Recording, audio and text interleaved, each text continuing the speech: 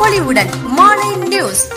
தரங்கம்பாடி அருகே திருக்கடையூர் அபிராமி உடனாகிய அமிர்தகடேஸ்வரர் கோவிலில் கார்த்திகை மாத முதல் சோமவாரத்தை முன்னிட்டு 1008 சங்காபிஷேகம் மற்றும் பஞ்சமூர்த்திகள் வீதி உலா தர்மபுர ஆதீனம், ரஷ்யா, கஜகஸ்தான் நாடுகளைச் சார்ந்த சுற்றுலா பயணிகள் உள்ளிட்ட திரளான பக்தர்கள் கலந்து கொண்டு சுவாமி தரிசனம் செய்தனர்.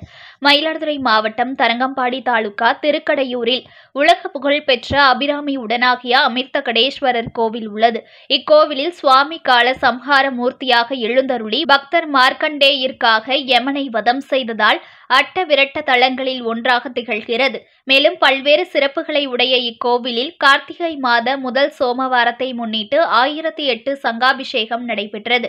இதனை முன்னிட்டு புனித நீர் அடங்கிய 1008 சங்குகள் மற்றும் கடங்களை வைத்து சிறப்பு யாகம் செய்யப்பட்டு 1008 சங்குகள் கொண்டு சுவாமிக்கு சிறப்பு அபிஷேகம் நடைபெற்றது.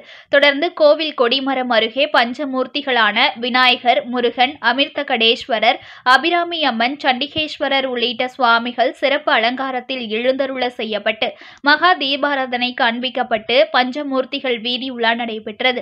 இதில் தர்மபுர ஆதீனம் 27வது குருமகா சன்னிதானம் ஸ்ரீலஸ்ரீ மாசிலாமணி தேசிகன் ஞானசம்பந்த பரமாச்சாரியா சுவாமிகள் மற்றும் ரஷ்யா, கஜகஸ்தான் நாட்டைச் சார்ந்த சுற்றுலா பயணிகள் உள்ளிட்ட திரளான பக்தர்கள் கலந்து கொண்டு சுவாமி தரிசனம் செய்தனர்.